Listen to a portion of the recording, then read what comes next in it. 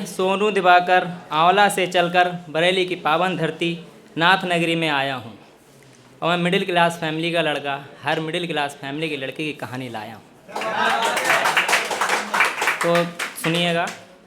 होते हैं पैदा तो घर खुशियों से भर जाता है, होते हैं पैदा तो घर खुशियों से भर जाता है और पैदा होते ही उम्मीदों से लाद दिया जाता है।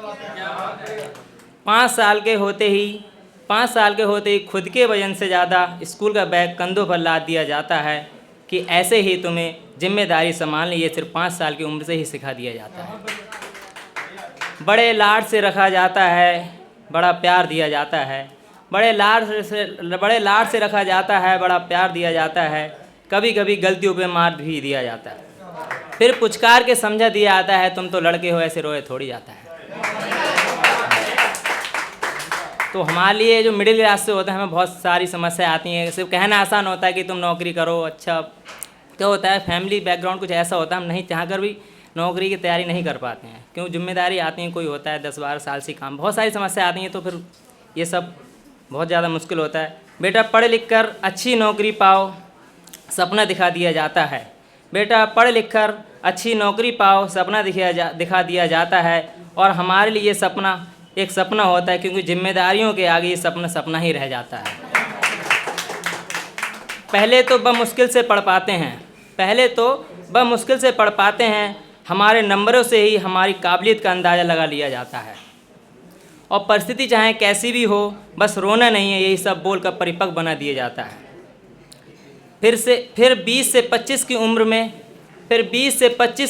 में करियर की चिंता, परिवार की चिंता और प्यार में धोखा।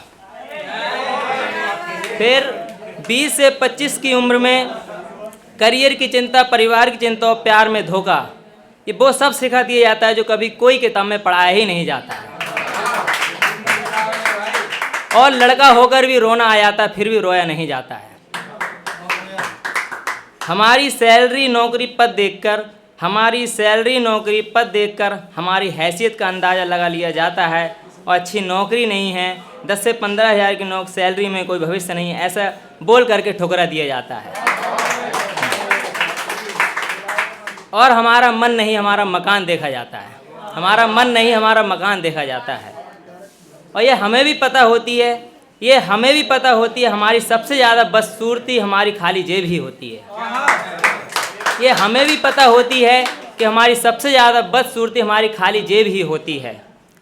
और पूरे महीने की 10,000 रुपये की सैलरी महीने की लास्ट तारीख तक इंतज़ार करते हैं और पूरे महीने की सैलरी 10 तारीख तक ख़त्म हो जाती है।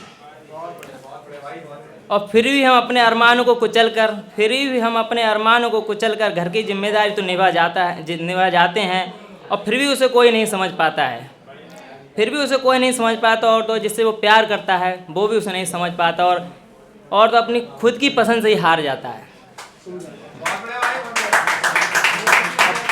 फिर चलो एक दहेज पे भी लिखा है मैंने, वैसे कुछ लोगों ने सुन चुका होगा बहुत से पिछले इवेंट में जो थे, लेकिन फिर भी दोबारा यही पोएम बोल रहा हूँ मैं। हमें बता दिया जाता है दहेज के लालची, तो हम विनती करते हैं योगी और मोदी सरकार से, इस दहेज की प्रथा को कुछ इस तरीके से ख़त्म किया जाए और एक योजना लाई जाए, किसी सरकारी नौकरी वाली लड़की की शादी कराई जाए हम जैसे बेरोजगार से। धन्यवाद। और एक लड़का ही होता है इतना सब कुछ सहने के बाद भी कहता है चलो ये भी ठीक है, और चेहरे पर झूठी मुस्कान लिए घूमता है। ठीक, अब ये पोएम तो मेरी समाप्त हो चुकी, इतने ध्यान से सुना, बहुत बहुत धन्यवाद। अब मैं चाहूँगा कि 1-2 शायरी और हो जाए। अब शायराना माहौल है तो मैं भी कुछ ना कुछ लिखना जानता हूँ, थोड़ा सीख ही रहा हूँ, अभी तो स्टार्टिंग है। ठीक है, सुनिएगा। तो एक दोस्त है मेरी, 3-4 साल से मेरी दोस्ती चल रही है। अब जहाँ धन्यवाद। अब जहाँ 3 साल से दोस्ती चलेगी, हाँ दोस्ती सुनिएगा, अगर जहाँ 3 साल से दोस्ती नेगेटिव पॉजिटिव जब मिलते हैं तो अट्रैक्शन तो होता ही है, ये तो केमिस्ट्री में पढ़ा है।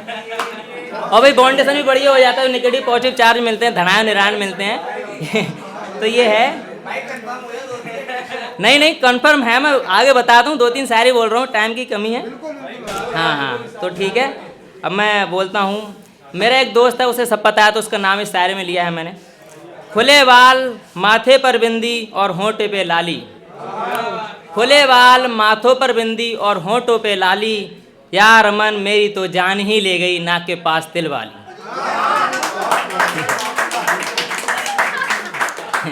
जी अब क्या है ना, अब दोस्ती चल रही थी अच्छा खासा, तो मैंने फिर, अब वो हो सकता है मुझे तो प्यार होगा, हो सकता है उसे अट्रैक्शन। ये सारा अट्रैक्शन, हम लड़कों की ज़िंदगी में कोई मतलब नहीं होता अट्रैक्शन क्या होता है, हमें तो सब प्यार होता है। ये सिर्फ लड़कियां अच्छे से जानती हैं अट्रैक्शन क्या होता है।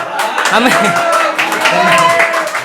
जी हमारी नहीं होता ये अट्रैक्शन की, हमें तो बस प्यार होता है बस। हाँ, ये लड़कियां होती 3-4, अरे यार मुझे तो अट्रैक्शन था भाई, मेरी तो दोस्ती। तो सुनिएगा, एक लिखा है उस पर, और सब कहते हैं मेरी वाली अलग थी। हाँ, तो मैं भी कहता हूँ कि मेरा यार और सब यारों से अलग था। मेरा यार भी सब नहीं, मेरा यार भी और सब यारों से अलग है।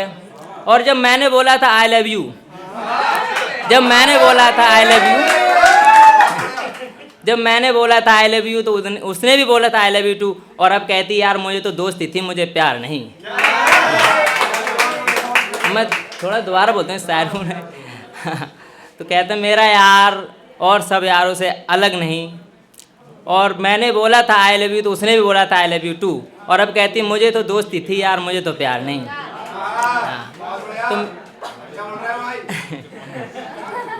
तो एक और लिखा था मैंने सोचा अब तो भाई, अब उसने साफ क्लियर कर दिया तो कहीं ना कहीं जाना पड़ा, तो मैंने लिखा अब किसी और से क्या प्यार करना पड़ेगा नितिन बैठे हैं सामने। अब किसी और से प्यार करना पड़ेगा नितिन, यार वो बात तो करती पर एहसास नहीं समझती।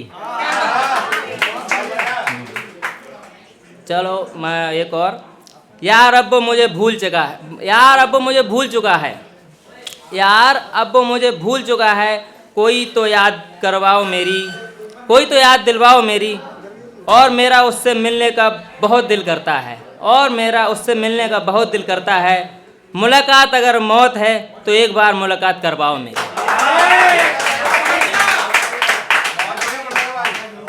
तो एक और है, बस 2 शेर और रह गए। दिल शौक से जलाइए, दिल शौक से जलाइए, इनकार है किसे, लेकिन जला जला के बुझाया ना कीजिए।